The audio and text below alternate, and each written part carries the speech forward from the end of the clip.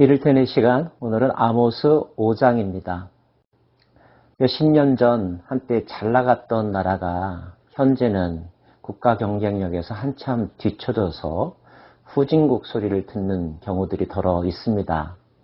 남미에도 그런 나라들이 있고요. 또 중동 지방에도 그런 나라들이 있죠. 우리나라도 그런 경우를 당하지 않으라는 법이 없습니다. 왜 그렇게 되었을까요? 정책적 결정의 잘못 때문일 수도 있습니다. 부정부패 때문일 수도 있습니다. 리더십의 타락 때문일 수도 있습니다. 하나님은 북이스라엘도 그렇게 될 것이라고 아모스를 통하여 경고하십니다. 이스라엘 족속아, 내가 너희에게 대하여 애가로 지은 이 말을 들으라. 처녀 이스라엘이 엎드러졌으며 다시 일어나지 못하리로다. 자기 땅에 던지우며 일으킬 자가 없으리로다. 주 여호와께서 이와 같이 말씀하시되 이스라엘 중에서 1000명이 행군에 나가던 성읍에는 100명만 남고 100명이 행군에 나가던 성읍에는 10명만 남으리라 하셨느니라. 그렇다면 추락해 가던 나라를 구하고 다시 르네상스를 이룰 수 있는 비결은 무엇일까요? 원인을 정확하게 찾고 거기에 적합한 처방을 내리는 것이 중요하겠죠. 원인 또한 피상적인 것에서만 머무르면 안 될 것입니다. 본질적인 문제를 찾아야 할 것이겠죠. 특별히 하나님은 그 백성들에게 가장 본질적인 그들이 잊고 있었던 그러나 반드시 바로잡아야 될 문제 해법을 가르쳐 주시는데요. 여호와께서 이스라엘 족속에게 이와 같이 말씀하시기를 너희는 나를 찾으라. 그리하면 살리라. 6절 말씀 너희는 여호와를 찾으라. 그리하면 살리라. 8절 말씀 요성과 삼성을 만드시고 사망의 그늘을 아침으로 바꾸시고 낮을 어두운 밤으로 바꾸시며 바닷물을 불러 지면에 쏟으시는 이를 찾으라. 그의 이름은 여호와시니라. 정책적인 면에서만 해법을 찾으려고 하는 사람들에게는 뜬구름 잡는 같은 이야기로 들릴 수 있겠죠. 그러나 문제를 꿰뚫어보는 조금 더 깊이 생각할 줄 아는 사람이라면 정책이 문제가 아니라 방법과 수단이 문제가 아니라 본질이 바뀌어야만 해결된다는 것. 그 본질 중에 본질은 그들의 마음, 그들의 영성이 회복되어야 한다는 것. 누구도 부정할 수 없을 것입니다. 베델을 찾지 말며 길갈로 들어가지 말며 부엘세바로도 나아가지 말라. 길갈은 반드시 사로잡히겠고 베델은 비참하게 될 것임이라 하셨나니. 베델, 길갈, 부엘세바 다 역사적으로 유래가 깊은 도시입니다. 그런데 그런 도시를 찾는다고 해서 그런 도시에서 어떤 상징물을 다시 세운다고 해서 어떤 의식을 되풀이한다고 해서 문제가 해결되는 것은 아니라는 거죠. 베델과 길갈과 부엘세바 그 너머에 있는 본질적인 것, 바로 하나님을 경험하는 사건이 일어나지 아니하면 그 하나님 앞에서 자신들의 마음과 자신들의 삶을 바로잡는 일사각오의 결단이 세워지지 아니하면 결코 그 나라는 회복될 수 없다는 것. 부디 국가 사회만의 문제이겠습니까? 개인의 문제도 마찬가지입니다. 예배에 많이 참석한다고, 기도에 많이 참석한다고 인생이 달라지나요? 예배나 기도회는 하나님을 만나는 통로일 뿐입니다. 하나님을 경험하지 아니하면 하나님 앞에서 철저하게 깨어지고 그분의 손길로 말미암아 다시 새롭게 거듭나지 아니하면 결코 희망은 보이지 않을 것입니다. 하나님을 만난다면 하나님은 어떤 말씀을 하실까요? 하나님은 그들의 잘못을 하나씩 다 드러내실 것입니다. 무리가 성문에서 책망하는 자를 미워하며 정직히 말하는 자를 싫어하는도다. 너희가 힘없는 자를 밟고 그에게서 미래 부당한 세를 거두었은즉 너희가 비록 다듬은 돌로 집을 건축하였으나 거기 거주하지 못할 것이요 아름다운 포도를 가꾸었으나 그 포도주를 마시지 못하리라. 너희의 허물이 많고 죄악이 무거움을 내가 아노라. 너희는 의인을 학대하며 뇌물을 받고 성문에서 가난한 자를 억울하게 하는 자로다. 그러므로 이런 때에 지혜자가 잠잠하나니 이는 악한 때임이라. 바른 소리 하는 자들을 미워했습니다. 지혜로운 사람들의 말에 귀 기울이지 않았습니다.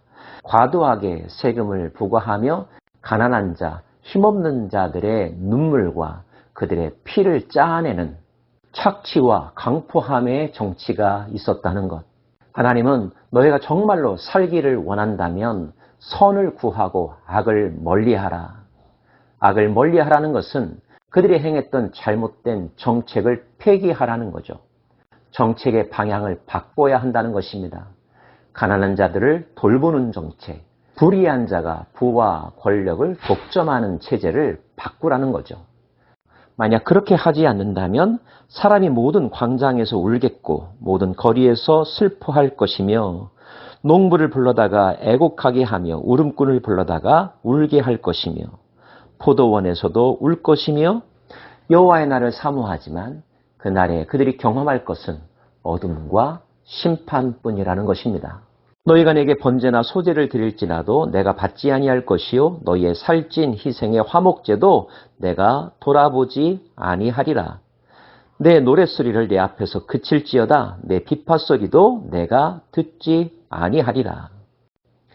사회적으로 불의한 일들이 계속되고 불공평하고 부정의한 일들이 계속된다면 아무리 그럴듯한 제사를 드린다 할지라도 거룩해 보이는 제스처와 목소리와 표정을 보인다 할지라도 그것 때문에 하나님이 속아 넘어가지도 않을 것이요 기뻐하지도 않을 것이라는 겁니다.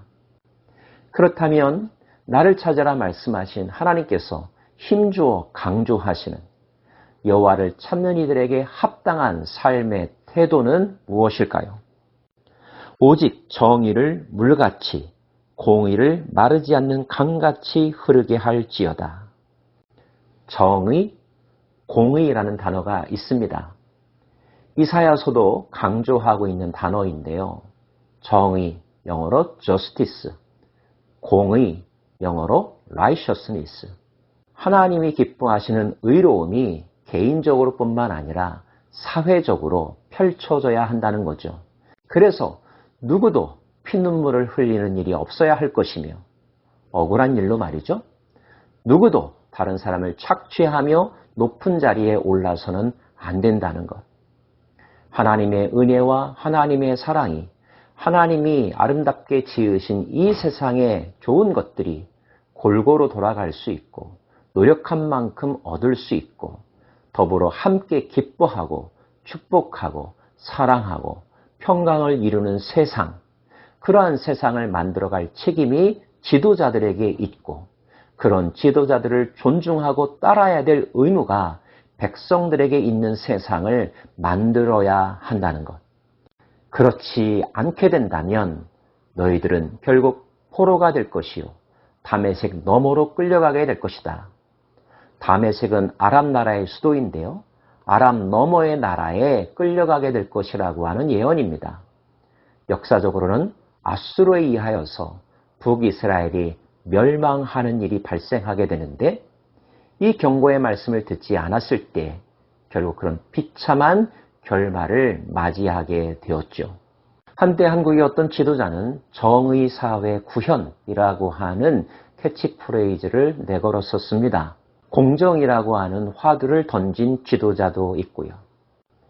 중요한 것은 그것이 슬로건으로 끝나서는 안 된다는 것입니다. 철저히 자기 자신으로부터 개혁이 이루어져야 되고 그 개혁에 사람들이 감동받아 모두 함께 협력하게 될 때 사회적 정의가 실현되는 것 아니겠습니까? 쉽지는 않을 것입니다. 강제로 될 수 있는 일도 아니겠죠. 그 모든 것들이 순적하게 될 수 있는 길은 모든 사람으로 하여금 하나님을 경험할 수 있도록 인도하면 되는 것입니다. 어떤 사람이 진실로 하나님 앞에 서게 된다면 하나님은 깨닫게 하실 것이고 보게 하실 것입니다. 마음에 감동을 주실 것입니다. 그래서 남의 시선이 무서워서가 아니라 성령의 감동하심에 따라 옳은 길을 선택하며 절제하며 함께 나누며 더불어 함께 사는 세상, 이러한 세상을 함께 이루기 위해 노력하지 않겠습니까? 하나님께서 왜 여호와를 찾는 것만이 살 길이라고 말씀하셨을까요? 인간 내면의 변화가 일어나지 아니하면 이 모든 것들은 부작용이 있고 또 결국 성공도 할 수 없기 때문입니다. 하나님을 찾으라는 말씀은 성경 전체에서 반복하여 선포되는 메시지이지만 의례적인 메시지가 아닙니다. 가장 중요한 메시지이며 본질적인 메시지이죠. 사랑하는 여러분, 오늘도 하나님을 찾으십시오. 하나님을 만나십시오. 하나님의 마음속으로 들어가십시오. 그리고 그분께 여러분의 주권을 내어 드리십시오. 의롭게 될 것이며 정의와 공의의 세상이 만들어질 것입니다. 그런 꿈이 우리 안에서 늘 뜨겁게 불타오르기를 원합니다. 기도하겠습니다.